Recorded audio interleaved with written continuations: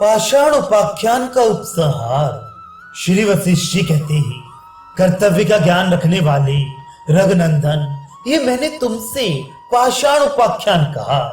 इस आख्यायिका से जो विज्ञान दृष्टि प्राप्त होती है, उससे यही समझना चाहिए कि सारी सृष्टियां चेतनाकाश में ही स्थित हैं। यहाँ जो कुछ भी दिखता है उसे चिन्मय ब्रह्म ही समझना चाहिए। जैसे स्वप्न दर्शन के समय जो नगर प्रकट होता है, वह अपने चिन्मय स्वरूप से कदापि भिन्न नहीं है। वस्तुतः यह सृष्टि नहीं है, एकमात्र चैतन्य शक्ति ही विराज रही है। जैसे सोने के आभूषणों में सोना ही सत्य है, अंगूठी आदि के नाम और आकार नहीं। जैसे स्वप्न में निर्विकार चिति शक्ति ही पर्वत के रूप में प्रकाशित होती है, उसी तरह निराकार ब्रह्म ही सृष्टि के रूप में भासित हो रहा है। ब्रह्म के सिवा दूसरी कोई वस्तु नहीं है। ये सारा दृश्य चिन्मय आकाश रूप अनंत अजन्मा और अविनाशी ब्रह्म ही है। वस्तुतः सहस्त्रों महाकल्पों में भी ना तो यह उत्पन्न होता है और ना इसका नाश ही होता है। पुरुष चेतनाकाश रूपी ही है। यह जो आप पुरुषोत्तम बैठे हैं, चेतनाकाश रूपी ही है। मैं भी अजर अमर चेतनाकाशी हूँ और ये तीनों लोक चेतनाकाशी हैं।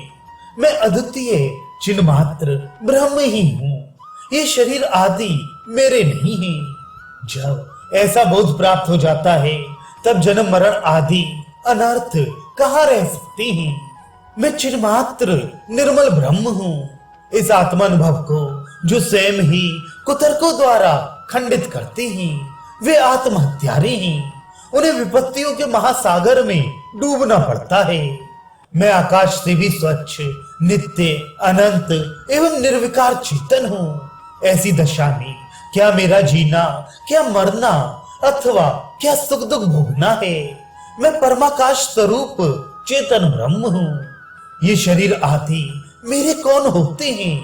इस तरह विद्वानों के द्वारा अंतःकरण में किए गए अनुभव का जो कुतर्कों द्वारा अपलाप या खंडन करता है, वह पुरुष आत्मघाती है। उसे बारंबार धिक्कार है। मैं स्वच्छ चेतनाकाश हूँ। जिस पुरुष का यह स्पष्ट अनुभव नष्ट हो गया हो, उसे विद्वान पुरुष जीवित शव समझते हैं, अर्थात वे जीता हुआ भी मुर्दे के समान है। मैं ज्ञान स्वरूप पर ब्रह्म परमात्मा हूँ। देह और इंद्रियां मेरी कौन होती हैं। इस प्रकार अपरोक्ष ज्ञान के द्वारा जिसने आत्मा को उपलब्ध कर लिया है, अविद्या आदि मलों से रहित उस विशुद्ध पुरुष को मृत्यु आदि आपदाएं विमोहित नहीं कर पाती। जो शुद्ध चिन्मय परमात्मा का आश्रय लेकर सुस्थिर हो गया है, उस महापुरुष को मानसिक चिंताएं उसी तरह मोहित नहीं कर पाती हैं, जैसे महान पत्थर को तुच्छ बाण। जिन पुरुषों ने अपनी चिन्मय स्वभाव को भुलाकर नश्वर शरीर पर ही आस्था बांध रखी है, उन्होंने वास्तव में स्वर्ण को त्याग कर भस्म को ही सोना मानकर ग्रहण किया है। मैं देह रूपी ही हूँ। इस भावना से पुरुष के बल, बुद्धि और तेज का नाश हो जाता है तथा मैं चेतन आत्मा हूँ। इस दृढ़ निश्चय से उसके बल, बुद्धि और तेज की उत्तरोत्तर वृद्धि होती है। मैं ना तो छेदा जाता हूँ और ना जलाया ही जाता हूँ, क्योंकि मैं वज्र के समान सुदृढ़ चिन्मय परमात्मा हूँ। मेरी अपने चिन्मय स्वरूप में ही नित्य स्थिति है। मैं देहाभिमानी नहीं हूँ। जिस पुरुष को ऐसा निश्चय हो गया है, उसके लिए यमराज भी तृण के समान तुच्छ है। चेतन पुरुष इस जगत में जिस जिस वस्तु को जिस जिस रूप से देखता या समझता है, उस वस्तु का उसी रूप से अनुभव करने लग जाता है। ये अनुभव सिद्ध बात है।